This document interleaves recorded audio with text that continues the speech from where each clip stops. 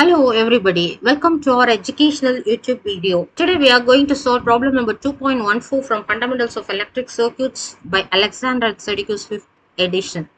இந்த ப்ராப்ளம் எதை பேஸ் பண்ணி இருக்குது அப்படின்னு சொன்னோம்னா mesh analysis that is KVL base பண்ணி இருக்குது. ஸோ இங்கே நமக்கு ப்ராப்ளம் இருக்குது. இது ஒரு எலக்ட்ரிக் சர்க்யூட். இந்த எலக்ட்ரிக் சர்க்யூட்ல 8 எலிமெண்ட் இருக்குது. இந்த 8 எலிமெண்ட்ல 4 எலிமெண்ட்டுக்கு வோல்டேஜஸ் நமக்கு தெரியுது. மீதி 4 எலிமெண்ட்ஸ்க்கு நமக்கு வோல்டேஜஸ் தெரியல. அந்த வோல்டேஜஸை நம்ம கண்டுபிடிக்க போறோம். ஸோ ப்ராப்ளம் ஸ்டேட்மெண்ட் அல்ல கொஸ்டின் என்ன அப்படின்னு சொன்னோம்னா கொடுத்திருக்க சர்க்யூட்டுக்கு கிவன் சர்க்யூட்டுக்கு பிரான்ச் வோல்டேஜஸை கண்டுபிடிக்க சொல்லியிருக்காங்க. எதை யூஸ் பண்ணி அப்படின்னு சொன்னோம்னா கேவிஎல் யூஸ் பண்ணி. எதெல்லாம் அன்னோன் வோல்டேஜஸ், இதெல்லாம் பிரான்ச் வோல்டேஜஸ்ல அன்னோன் வோல்டேஜஸ் பார்த்தோம்னா V1, V2, V3 and V4. So இதை தான் கண்டுபிடிக்கணும். இதான் நம்மளோட டாஸ்க். அதுக்கு என்ன டூல் யூஸ் பண்றோம் அப்படின்னு சொன்னா கேவிஎல் யூஸ் பண்றோம். Kirchhoff voltage law. So Kirchhoff's voltage law statement என்னன்னு நமக்கு தெரியும். It states that in a closed loop sum of voltage rises is equal to sum of voltage drops. அதாவது ஒரு closed loopல voltage rises ஒரே கூட்டுத்தொகை voltage drop ஓட கூட்டுத்தொகைக்கு ஈக்குவலா இருக்கும். In other words, வேற மாதிரி நம்ம சொல்றதா இருந்தா closed loopல algebraic sum of the voltages வந்து 0க்கு ஈக்குவலா இருக்கும். ஸோ இந்த ப்ராப்ளம் சால்வ் பண்றதுக்கு நம்ம சில ஸ்டெப்ஸ் ஃபாலோ பண்ணணும். மொத்தம் 4 ஸ்டெப்ஸ் இருக்குது. ஃபர்ஸ்ட் ஸ்டெப் என்னன்னா லூப் ஃபார்மேஷன். செகண்ட் ஸ்டெப் என்னன்னா ஒவ்வொரு லூப்புக்கும் கேவிஎல் அப்ளை பண்ணணும். தேர்ட் ஸ்டெப் என்ன அப்படின்னு சொன்னோம்னா செகண்ட் ஸ்டெப்ல இருந்து நம்ம ஈக்குவேஷன்ஸ் ஃபார்ம் பண்ணுவோம். அப்புறம் ஃபோர்த் ஸ்டெப் என்ன அப்படின்னு சொன்னோம்னா நம்ம ஏற்கனவே ஃபார்ம் பண்ண சைமல்டேனியஸ் ஈக்குவேஷன்ஸை வந்து நம்ம சால்வ் பண்ணி அந்த சால்வ் பண்றது மூலமா நமக்கு இந்த அன்னோன் வோல்டேஜஸை கண்டுபிடிக்கிறோம். Okay, now we move on to step 1. That is formation of loop. Loop form பண்ண போறோம். இது loop number 1, this is loop number 2, இது loop number 3, this is loop number 4. 4 லூப்பை ஃபார்ம் பண்ணியாச்சு. அடுத்து நம்ம ஸ்டெப் 2க்கு மூவ் பண்ணலாம். ஸ்டெப் 2 என்ன அப்படின்னு சொன்னோம்னா கேவிஎல் அப்ளை பண்றது. ஃபர்ஸ்ட் லூப்ல கான்சென்ட்ரேட் பண்றோம்.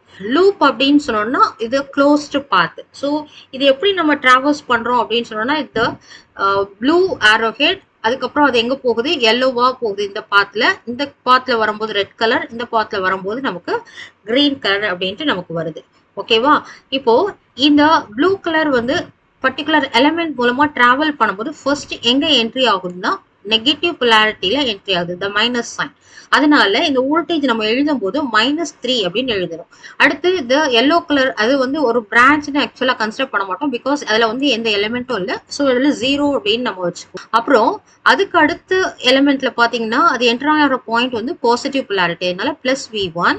அதுக்கு அடுத்து கிரீன் கலர் இந்த ஆரோ ஹெட் என்டர் ஆகிற பாயிண்ட் வந்து -V3. So this is equal to 0. So நம்ம இப்போ வந்து கேவிஎல் அப்ளை பண்ணியாச்சு. இதை வந்து ஈக்குவேஷன் ஃபார்மேட்டு கொண்டு வரணும். அதனால ஸ்டெப் 3க்கு மூவ் ஆகிறோம். ஓகேவா? ஸோ இதில் என்ன கிடைக்குது நமக்குன்னா V1 - V3 = 3. இதில் இருந்து நமக்கு ஃபர்ஸ்ட் ஈக்குவேஷன் ஃபார்ம் பண்ணிட்டோம். ஓகேவா? இப்போ we are moving on to the second loop. Second லூப்ல கேவிஎல் அப்ளை பண்ணி அதுக்கப்புறம் ஒரு ஈக்குவேஷன் நமக்கு கிடைக்கணும் இல்லையா? ஸோ கேவிஎல் அப்ளை பண்றதுக்கு இங்கேருந்து ஸ்டார்ட் பண்றோம். So this is -V1. அடுத்து நமக்கு 0. அதுக்கு அடுத்து வந்து -V2. அதுக்கடுத்து இங்க வந்து -2 volts, that is equal to 0. So இதை வந்து நம்ம ரீரைட் பண்ணும்போது என்ன வரும், -V1 - V2 that is equal to 2. அதுல இருந்து நமக்கு என்ன கிடைக்குது, V1 + V2 = -2 அப்படின்ட்டு ஒரு செகண்ட் ஈக்குவேஷன் கிடைக்குது. இது நம்மளுடைய ஸ்டெப் 3யோட பார்ட். ஓகே, அப்புறம் நம்ம சேம் ப்ரொசீஜரை திரும்ப ரிப்பீட் பண்ணணும். லூப் 3க்கு பண்ணணும்.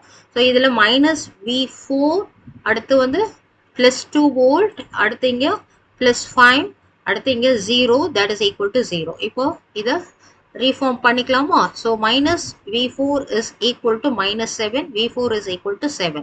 ஸோ இது நம்மளுடைய தேர்ட் ஈக்குவேஷன், தேர்ட் ஸ்டெப்ல கிடைச்ச தேர்ட் ஈக்குவேஷன். அதே மாதிரி இது ஒரு ஆன்சரும் நமக்கு கிடைச்சிருச்சு. V4ங்கிற அன்னோன் வோல்டேஜ்க்கு வந்து நமக்கு வேல்யூ என்னன்னு தெரிஞ்சிருச்சு. This is our first answer we got. Okay, இப்போ நம்ம அகெயின் லூப் 4க்கு போவோம். லூப் 4ல கேவிஎல் அப்ளை பண்றோம். ஸோ திஸ் இஸ் +4 volt, அடுத்து +V3, அப்புறம் இங்க +V4, அப்புறம் இங்க 0, that is equal to 0. So இதை ரீஃபார்ம் பண்ணிக்குவோம், ரீஅரேஞ்ச் பண்ணிக்குவோம். So V3 + V4 is equal to -4. So we got the fourth equation. எல்லா ஈக்குவேஷன்ஸை சம்மரைஸ் பண்றோம். This is simultaneous equations we have. So இதுல வந்து V1 - V3 = 3ங்கிறது ஃபர்ஸ்ட் ஈக்குவேஷன், V1 + V2 = -2ங்கிறது second equation, V4 is equal to 7 voltsங்கிறது third equation, V3 + V4ங்கிறது -4, that is our fourth equation. இதுல என்ன பண்றோம் அப்படின்னு சொன்னோம்னா இந்த yellow கலர் இதுல எல்லா ஈக்குவேஷன்ஸையும் இங்க வச்சுக்கிறோம். சம்மரி ஆஃப் ஆன்சர்ஸ் தனியா வச்சுக்கோங்க கிரீன் கலர்ல. So already we got this answer. V4 = 7 volts நமக்கு கிடைச்சிருக்கு. இப்போ the third equation, fourth equation நம்ம மட்டும் கன்சிடர் பண்ணி இந்த fourth ஈக்குவேஷன்ல தேர்ட் ஈக்குவேஷனை சப்ஸ்டிடியூட் பண்றோம். That is v4 is equal to 7ங்கிறத சப்ஸ்டிடியூட் பண்றோம். This is our fourth step solving the equations. Okay, so இதுல சப்ஸ்டிடியூட் பண்ணும்போது நமக்கு என்ன கிடைக்கும்? v3 plus 7 is equal to -4, v3 equal to -4 minus 7. So நமக்கு -11 வோல்ட்ஸ்னு ஆன்சர் கிடைக்குது. இப்போ நம்ம சம்மரி ஆஃப் ஆன்சர்ஸ்ல இதையும் சேர்த்துக்கிறோம். செகண்ட் ஆன்சர்ஸ் கிடைச்சிருச்சு நமக்கு. v3 equal to -11 and v4 is equal to 7 volts ரெண்டு ஆன்சர் கிடைச்சிருச்சு நமக்கு. இது நம்மளுடைய ஃபிஃப்த் ஈக்குவேஷனா நமக்கு சேர்ந்து இருக்குது. ஃபிஃப்த் அண்ட் ஃபர்ஸ்ட் ஈக்குவேஷனை திரும்ப எடுத்துக்கிறோம்.